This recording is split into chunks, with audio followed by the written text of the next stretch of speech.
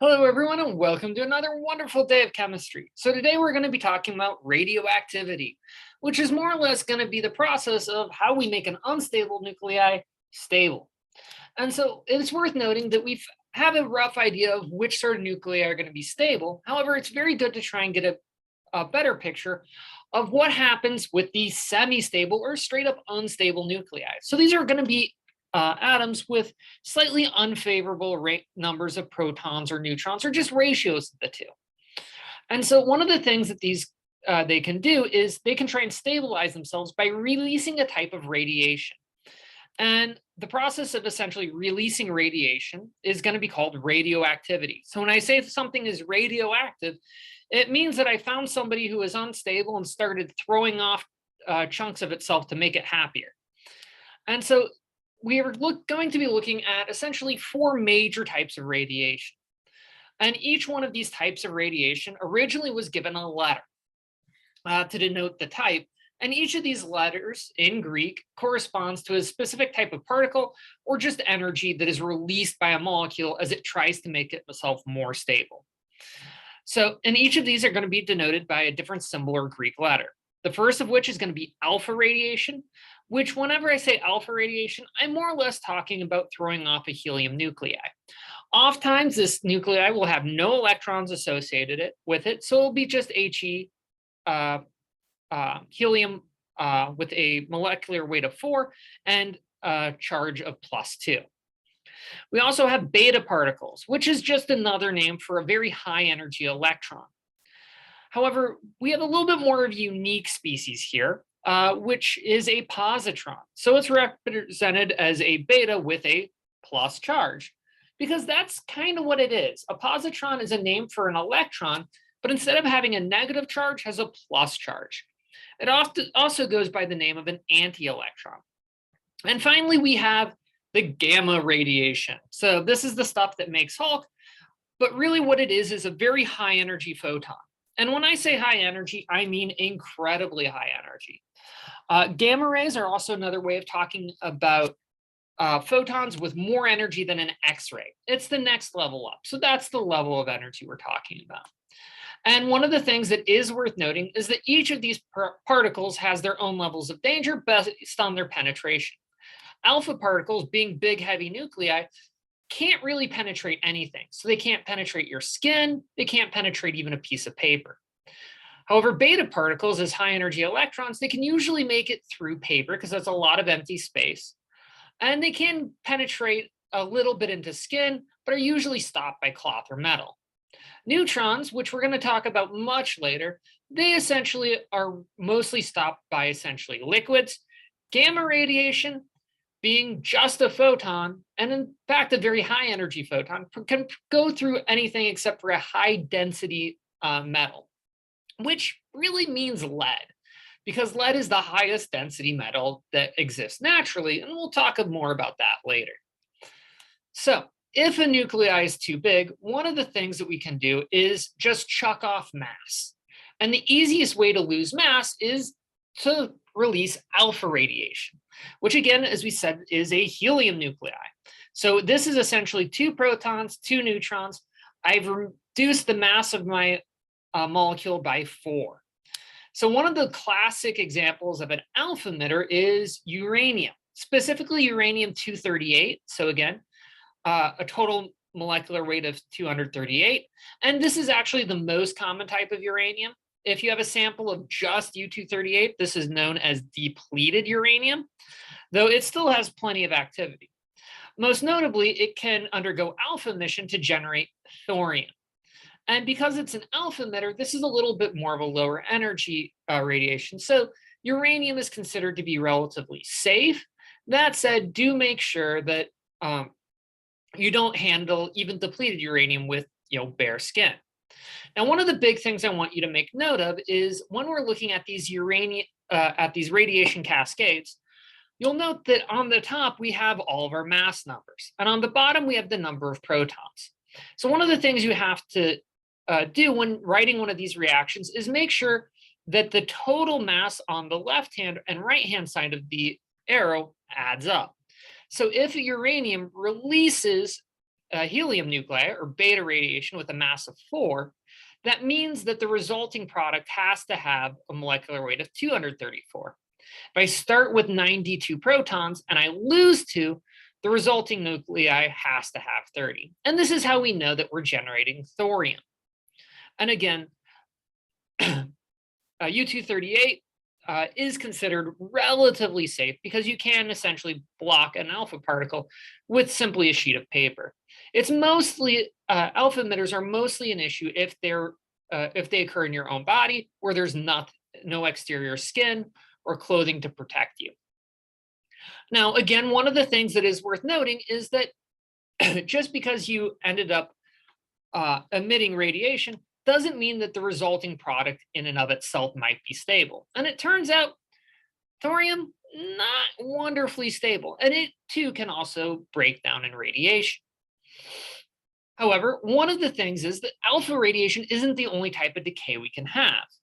Another type of decay that can occur is it's possible for a neutron, which has no charge but a mass of 1, to generate a proton.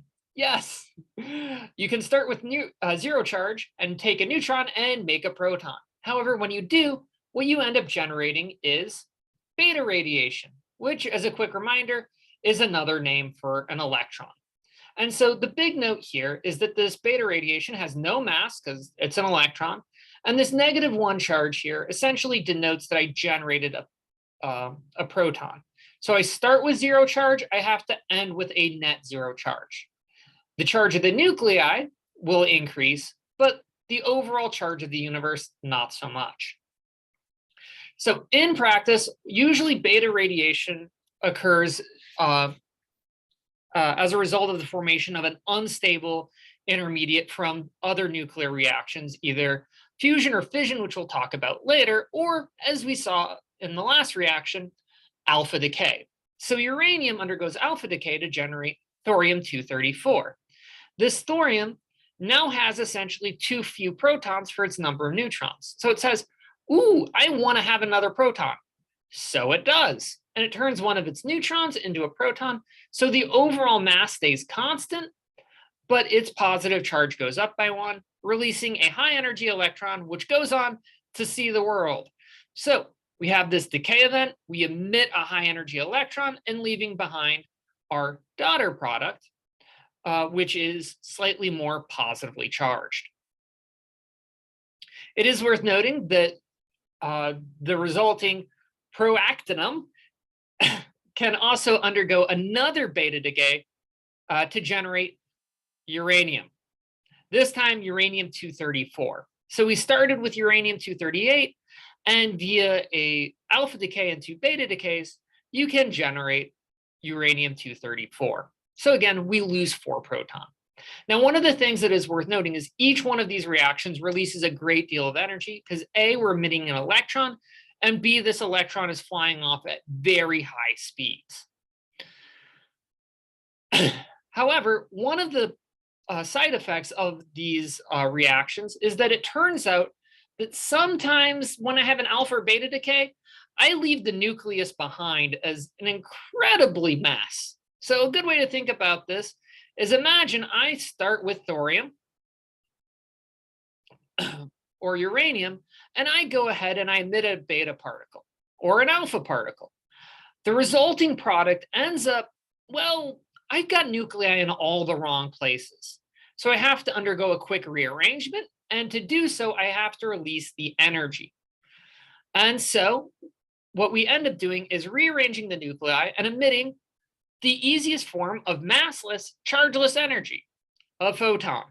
However, since the energy is so high, this photon gets its own name of a gamma particle. And it is worth noting that these gamma particles tend to have energy somewhere in the order of 6 to 60 gigajoules of energy per mole, which is way more energy than we've seen in any sort of electron-based process.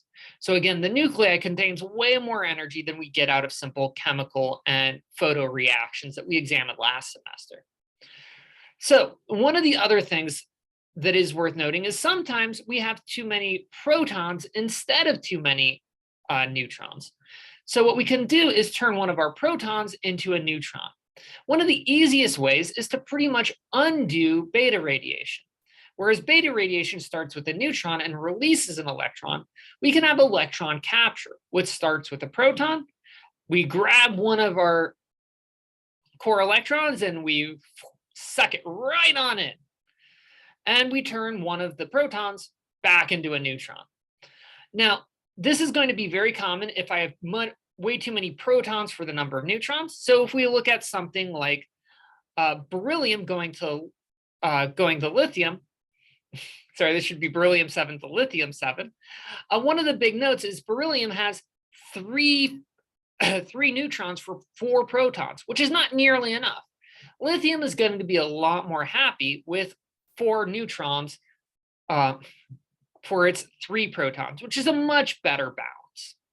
However, this isn't the only way to turn a proton into a neutron. One of the other methods is called a positron.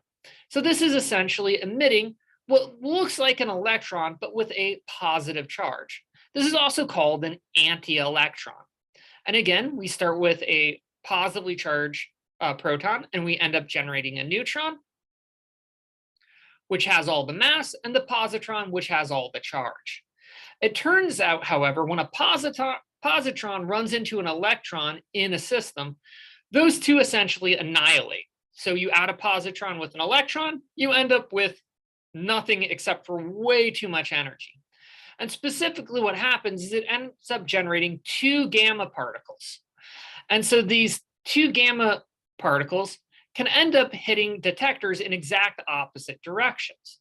By monitoring this gamma radiation, you can go ahead and perform what's called proton emission tomography, also known as a PET scan. This is how you can see what's inside somebody's brain or neural tissue. You go ahead and feed them a radioactive element of fluorine, often generated from a nuclear reactor or other high energy lab. And this fluorine will slowly break down into a radioactive unstable O18 isotope while emitting a positron. This positron will then go in, hit an electron slightly away from the original nuclei, somewhere in your tissue, and then again emit these 2 gamma particles. A third gamma radiation of much lower energy is produced as the O18 then relaxes down as it rearranges its nuclei. Now, the big trick though is that positron, when it ends up combining with these electrons, producing these 2 gamma particles, by seeing exactly when we have simultaneous hit at each of our detectors, we can figure out exactly where that annihilation happened, which is in very close proximity to where the fluorine was. And as such, you can track the movement of these fluorine isotopes through the body and try and find active and live tissue. And in general, when we're looking at these various types of radiation events, one of the big things to keep in mind is all types of these radiation start with an unstable nuclei and try and drive the nuclei towards this belt of stability. So if your nuclei is in general just too heavy, so anybody who really is heavier than lead or bismuth, expect a lot of alpha emission to drive the mass down, again, by releasing helium. And in general, bismuth will be the highest naturally stable isotope that has no radioactive decay. However, if you've got excess neutrons, you can go ahead and use beta emission to turn those neutrons into protons and decrease your neutron number while increasing your proton number, driving you towards that belt of stability. If you've gone too far and you have too many protons, you can either use positron emission or electron capture to essentially drive your number of protons down by turning protons into neutrons and going the other way. Regardless, if you don't occur on the belt of stability, expect one of these types of radiation to drive you towards one of these stable isotopes. However, one of the other important things to keep track of is how long these processes will take to occur. So next time, we're going to be looking at combining these reactions into cascade events where multiple reactions happen one after another, and then looking at how long it takes for these to occur. Until then, Take care.